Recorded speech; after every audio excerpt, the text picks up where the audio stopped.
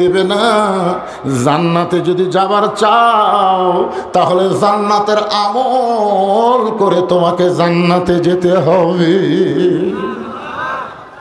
ফাতেমা বলে, বাবা আমি এতদিন মনে করতাম আমার বাবা বিশ্ব নবী, আর সেই নবীর মেয়ে হওয়ার কারণে আল্লাহ আমাকে জান্নাত দেবে। রাসূল বলে, ফাতেমা রে, জান্নাতে যাইতে গেলে জান্নাতের আমল করা লাগবে। ফাতেমা বলে, বাবা কি আমল করলে আল্লাহ আমাকে জান্নাত দেবে? রাসূল বললেন, মেয়েদের জন্যে 4টা আমল মা, তার মধ্যে 1 নম্বর আমল হলো পর্দা। ও ফাতেমা, সব সময় পর্দার মধ্যে থাকবি মা।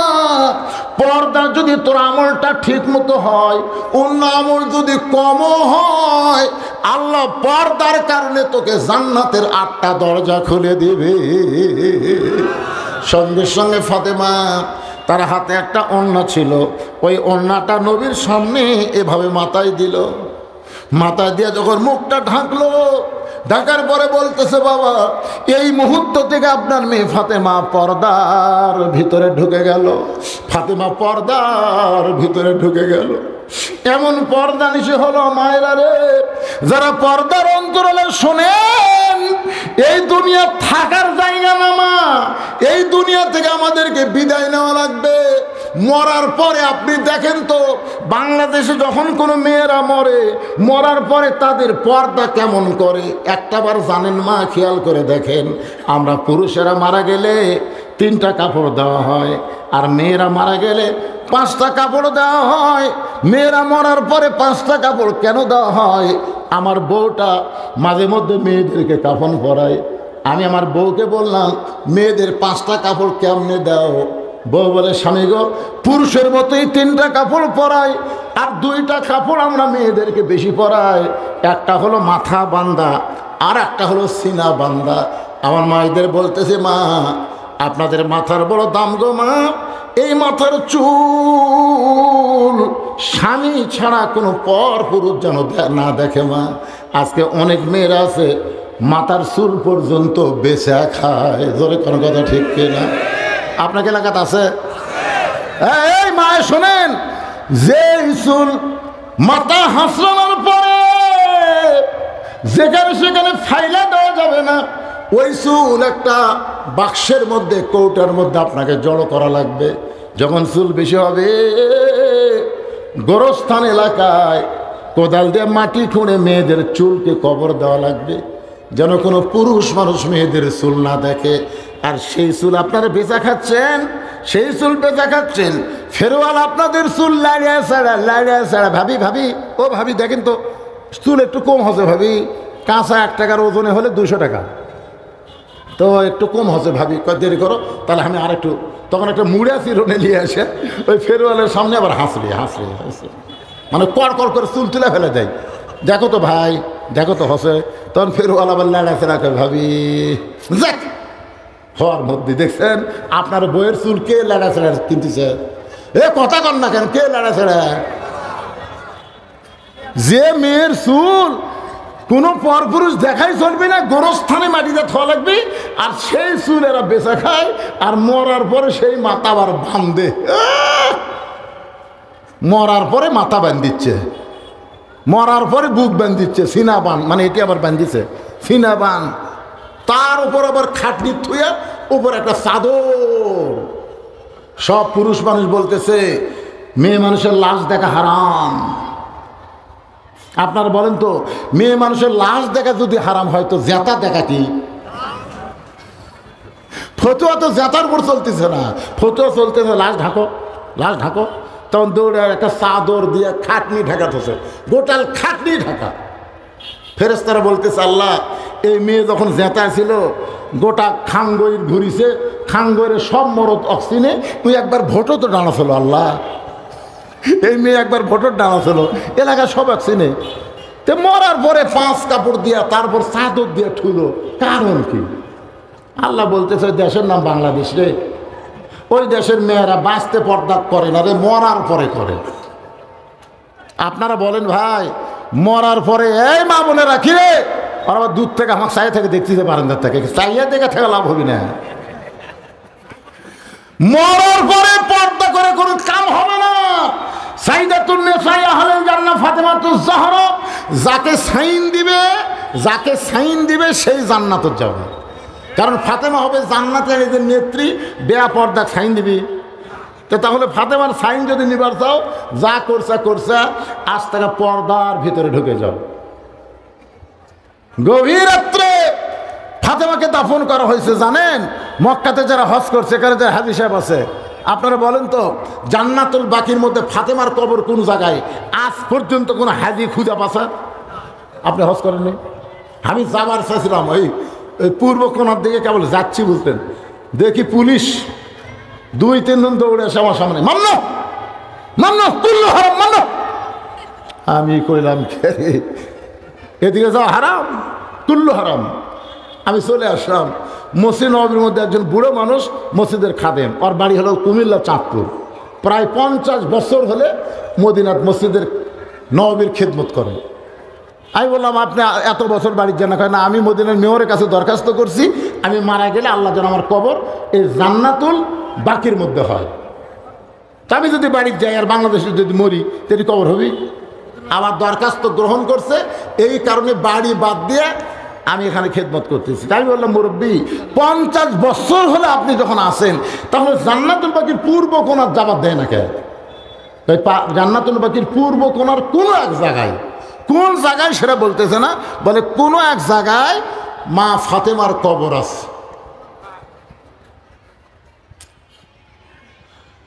গভীর রাত্রে হযরত আলী ফাতেমাকে দাফন করার পর আল্লাহর কাছে বলতেছে, আল্লাহ সকালবেলায় হাসান হোসেন ঘুম থেকে চেতন পাবে, চেতন পাওয়ার পরে যদি বায়না ধরে, বাবা 6 মাস আগে আমরা নানা হারাইলাম, আজকে আমাদের মা আমাদের থুয়া কোথায় গেল? আমি যদি বলি তোমাদের মা গভীর রাত্রে মারা গেছে, তাহলে হাসান হোসেন বলবে বাবা কোন জায়গায় কবর দিয়েছেন? তাহলে অবশ্যই তারা 2টা ছেলে বায়না ধরলে তার মায়ের কবর দেখাবার আসলে কবরের লাশ ধরে যদি ওই কবরও ধরে যদি তারা কান্নাকাটি করে, মদিনার মানুষ জানতে পারবে ফাতেমার কবর কোন জায়গায়। আল্লাহ যেই ফাতেমা গোপন থাকতে চেয়েছে পর্দার মধ্যে, তার কবরের খবর কি দুনিয়ার মানুষ জানতে পাবে? এই দোয়া করার সঙ্গে সঙ্গে আলী তাকায় দেখে সামনে কয়েকটা পুরাতন কবর দেখা যায়। এই মাত্র ফাতেমার কবর দিছে, সেই নতুন কবর আর নাই। এখনই ফাতেমার কবর দিল, সেই নতুন কবর কোথায় গেল? গোটা জান্নাতুল বাকি হযরত আলী দৌড়ায় বলে ফাতেমার কবর, ফাতেমার কবর। কে যেন বলে, আলী রে, আমার ফাতেমা হলো পর্দানিশী, আমি জহুরা ডিগ্রি দিয়া ফাতেমার কবরটাকে কিয়ামত পর্যন্ত পর্দা করে দিয়েছি। মা, ও মা, আপনাদের 1 নম্বর আমল হলো পর্দা। মা, আল্লাহ কোরআনে বলেন, অকরনা ফি বুয়ুতিকুন্না ওয়ালা তাবাররাজনা তাবাররুজাল জাহিলিয়াতিল উলা। আল্লাহু আকবার। আল্লাহ রাসূল বলেছেন, বাবা আদম থেকে আমি নবী পর্যন্ত যত নবী দুনিয়াতে আইছে, নবীর বেটা নবী হবি, কিন্তু জান্নাতি যুবকদের সর্দার হবার পারবে না। জান্নাতি যুবকদের সর্দার হবে আমার কলিজার টুকরা হাসান আর হুসাইন। এই হাসান হুসাইন বাবা যিনি, তিনি হলেন পৃথিবীর শ্রেষ্ঠ বাবা। আপনি যদি সারা রাত হযরত আলীকে নিয়ে ওয়াজ করেন, ওয়াজ শেষ হবে না। আলী মুচকি মুচকি হাসতেছে, এই জুব্বাটা নবী আমাকেই পরায় দেবে। তা এখন সাহাবীদেরকে নিয়ে আল্লাহ রাসূল খুরমা খেজুর খাচ্ছেন। ধরে এখন কি খেজুর? খুরমা খেজুর খাচ্ছেন। সব সাহাবী বসে আছেন। আল্লাহ নবী একটা কৌশল করতেছে, খুরমা খেজুর খাচ্ছে আর বিচিটা হযরত আলীর সামনে খপ করে রাখতেছে। মানে নবী খাচ্ছে, আলী যখন বিচিটা রেখে দেয়। একসময় খুরমা খেজুর খাওয়া যখন শেষ হলো, তখন আল্লাহ নবী বললেন, দেখো সাহাবীরা, আমার জামাই আলীর পেটে এত খিদে, একলাই কতগুলো খুরমা খেজুর খাচ্ছে, মুখের সামনে বিচির ঠিক। হযরত আলী তখন দাঁড়িয়ে গেলেন, আসলেই ভাই আমার পেটে খিদা বেশি, আমার শ্বশুর যা কইছে তাই। এতগুলো বিচি আমার সামনে জড়ো হয়ে গেছে, আমার খিদা বেশি, তাও তো বিচি বার করে খাসি। কিন্তু তোমরা দেখো আমার শ্বশুর নবীর সামনে কোনো বিচি নেই, তার মানে খিদে এত বেশি যে বিচি সহ খাসা। আল্লাহ রাসূল বললেন, ওঠ ওঠ, দাঁড়া। যে হযরত আলী দাঁড়াইছে, বুকের সঙ্গে চাপা ধরে কপালে একটা চুম্বন দিয়ে বলতেছে, আনা মাদিনাতুল ইলমি ওয়া আলী বাবুহা, আমি হচ্ছে ইলমের শহর আর তুই হচ্ছিস সেই শহরের দরওয়াজা। এই জুব্বাখানা আমি নবী তোরে পরায়া দিলাম। আল্লাহ এই জুব্বার মাধ্যমে কিয়ামত পর্যন্ত ইলমে লাদুন্নি দান করবেন। যার কিছুটা ইলমে লাদুন্নি আল্লামা সাইদি হুজুরকে আল্লাহ দিয়েছিলেন। তিনি কিন্তু বলেছেন 12 কোটি মুসলমান একদিন গাছের গোড়া ধরে এমন ঝাঁকুনি মারবে, দিল্লির মামু বাড়ি গিয়া পড়বা। ধরে কোন কথা ঠিক কি না? এটা হলো ওই জুব্বার ইলম। ভাই বুঝতেছেন না? আল্লাহর ওলি যতগুলা কথা বলে গেছে, প্রত্যেকটা কথায় আমার এলাকার এক আওয়ামী লীগ বলতেছে, সাইদি হুজুর আসলে আল্লাহর ওলি রে। আমি কোনো শালা বাঁচতে করু না কে? তুই বাঁচতে করু না কেন? এখন মরে গেছে তারপর বলতেছিস? হ্যাঁ, এরা হলো দূরদর্শিতার এলেম। আল্লাহ তাআলা নবীকে দিয়েছিলেন জিবরাইলকে মাইনাস করে। আল্লাহ নবী দুইজনা প্রেম করিবেন গোপনা, মাঝখানে তো জিবরাইলের জায়গা থাকবে না। জায়গা যদি থাকিত আল্লাহর আরশে নিত, দরজার বাহিরে আল্লাহ ব্রেক করাতো না। আল্লাহ নবীকে এমন কিছু ইলম দিয়েছিলেন, তার মধ্যে একটা ইলম হলো কোরআনে আল্লাহ লগদ বলেছেন, অসজুদ ওয়াক্তারিব। যখন তোমরা নামাজের সেজদা দিবে, ওই সেজদার মাধ্যমে আল্লাহ তোমাদের এত নিকট আসবে, আনতাবুদুল্লাহ কান্নাকা তারাহু। যদি তোমাদের ঈমানটা দূরদর্শিতার ইলম পায়, তাহলে নামাজের মালিক আল্লাহকে দেখতে পাবে। প্রত্যেকটা নামাজ তোমাদের জন্য মেরাজ হয়ে যাবে। খালি মসজিদের উন্নয়ন করবে, মাহফিল করলে হবে না ভাই। মসজিদে 5 ওয়াক্ত নামাজ পারবেন না, ওয়াজ দেওয়া হবে না। আল্লাহ বলেছেন কোরআনের প্রথম থেকে, এই যে কোরআন শুনলেন প্রথমেই পড়েন, আল্লাযীনা ইউমিনুনা বিল গায়বি ওয়া ইউকিমুনাস সালাত, আছে না নাই? এরপরে আরো 81 জায়গায় আল্লাহ বলেছেন নামাজ কায়েম করো। কোরআনের কোনো একটা জায়গায় আল্লাহ বলেনি নামাজ পড়ো। তা আমাদের বাংলাদেশে আমরা নামাজ পড়তেছি, নামাজ কায়েম হচ্ছে না। নামাজ কায়েম হবে আল্লাযীনা ইম্মাক্কান্নাহুম ফিল আরদ। আগামী ইলেকশনে কোরআনের দল আপনাদের সামনে ভোট লিবার আসবে, যাদেরকে ভোট দিলে ক্ষমতার চেয়ার পায়া 1 নম্বর দায়িত্ব হবে আকামুস সালাত, নামাজ কায়েম করো। জোরে কোন কথা ঠিক কিনা? এখন আপনারা বলেন তো, কোন দল ক্ষমতাত গেলে নামাজ কায়েমের বিল পাস করবে? এটা নাম ধরে কোয়া লাগবে না? আপনাদের একটা বিবেক নাই? যদি আপনারা আবার দলের নাম ধরেন, তখন অনেকে বলবে হুজুর এটি কি জামাতের ভোট করবে আসছে নাকি রে? ভয় নাই, সব জায়গায় ভয় নাই না, এখানে কিছু দূরদর্শিতার ইলম লাগবে ভাই। আপনাদেরকে বলতেছি, কোন দল ক্ষমতার চেয়ার পেলে নামাজ কায়েমের বিল পাস করবে, এটা আপনারাই বুঝতেছেন। এই যে বিএনপির মহাসচিব কি করছে, ইসলামের সাথে রাজনীতির কোনো সম্পর্ক নেই। শালা সিটার, তুই কোরআনে পড়ছিস 29 পারা পড়ে দেখতো আল্লাহ কি করছে। তাবারাকাল্লাযী বিয়াদিহিল মুলক, গোটা পৃথিবীর রাজত্ব কর্তৃত্ব মালিকানা একমাত্র কার হাতে? কার হাতে? আপনারা তারা হজ করছে, হজ করে যাচ্ছে, কাবা ঘর যখন ঘুরিছে তখন কি করছে? লব্বাইক আল্লাহুম্মা লব্বাইক লব্বাইক লা শারীকা লাকা লব্বাইক ইন্নাল হামদা ওয়ান নি'মাতা লাকা ওয়াল মুলক লা শারীকা লাক। আপনি বলেন তো হাজী সাহেব, এর অর্থ কি? লাকা ওয়াল মুলক লা শারীকা লাকের অর্থ কি? একমাত্র আল্লাহ ছাড়া অন্য কোন রাজত্ব রাজনীতি আমরা স্বীকার করি।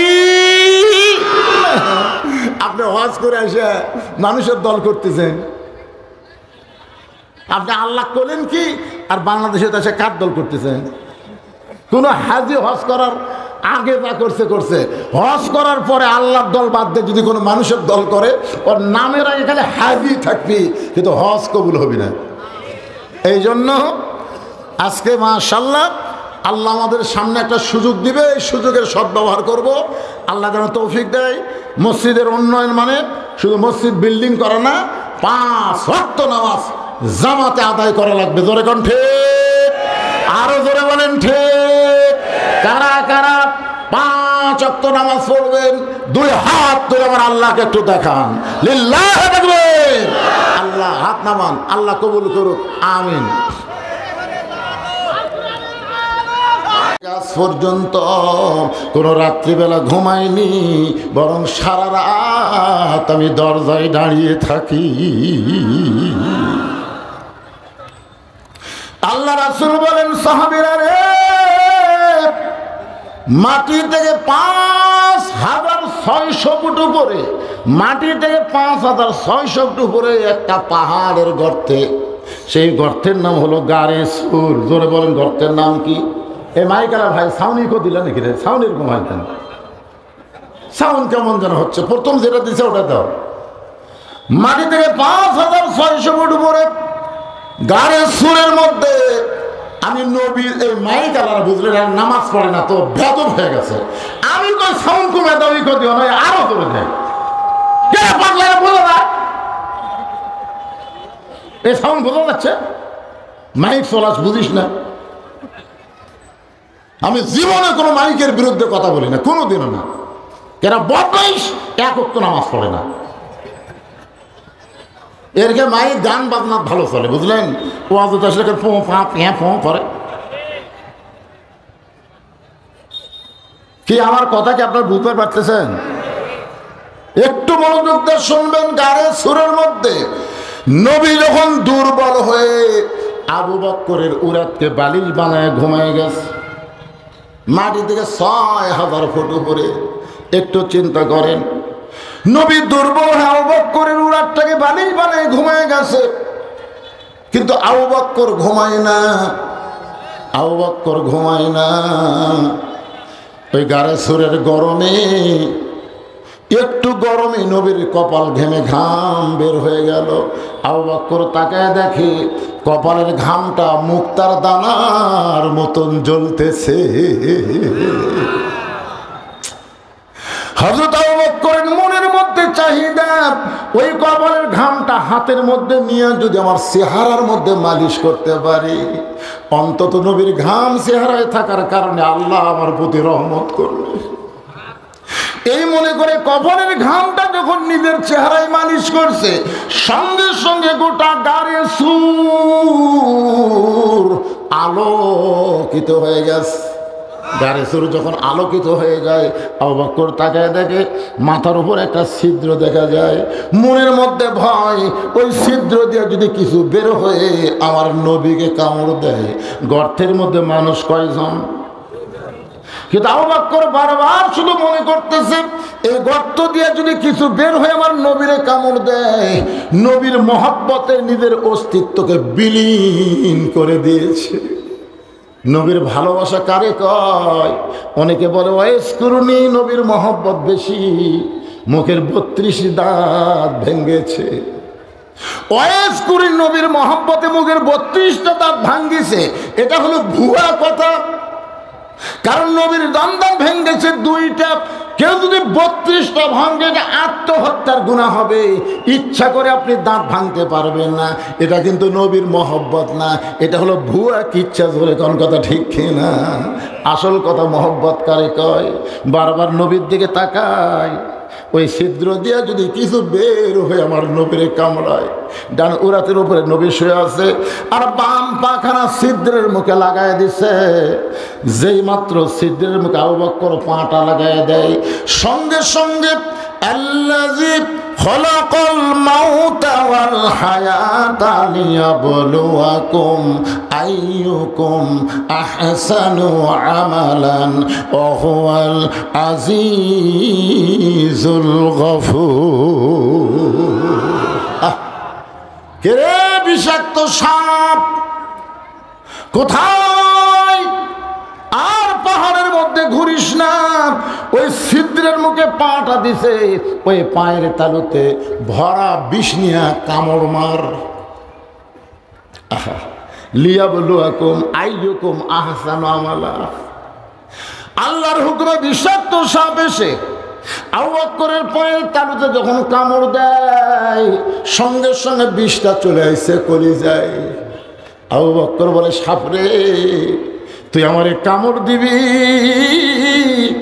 আর বিষের যন্ত্রণায় আমি পা টান দিব, এইটা মনে করিস না রে সাপ,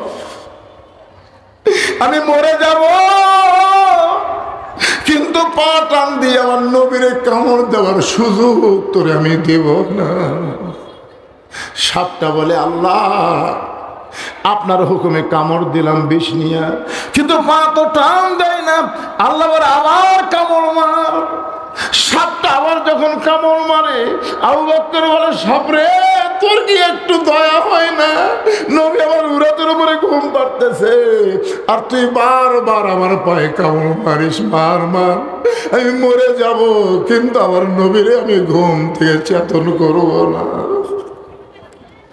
সাপটা বলে, আল্লাহ দুইবার কামড় দিলাম, এরপরেও তো পা টান দেয় না। আল্লাহ বলে, আবার কামড় মার, আবার কামড় মার, আবার কামড় মার। পাঁচবার সাপটা কামড় মারছে। বিষের যন্ত্রণায় গোটা দেহ থর থর করে কাঁপতেছে। এক ফোঁটা চোখের পানি অসতর্ক মুহূর্তে নবীর গাল মোবারকে পড়েছে।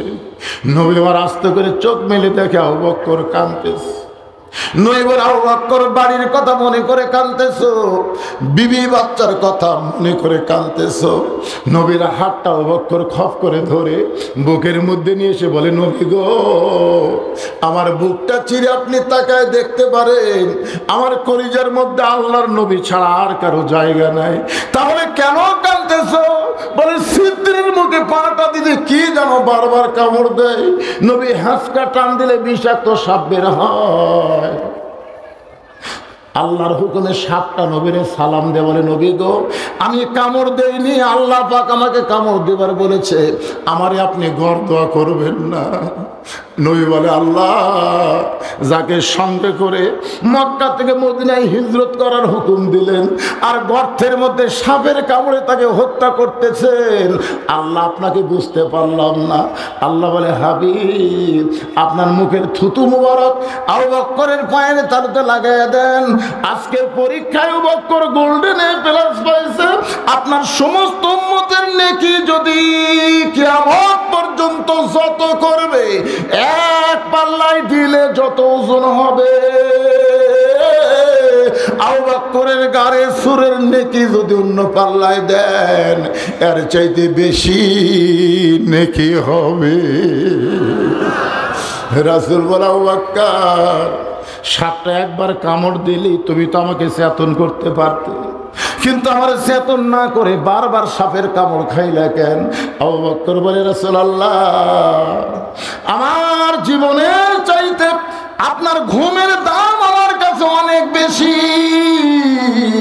সে আবু বকর মনে মনে বলতেছে, এই দামি জুব্বাটা নবী আমাকে পরায়া দিবে।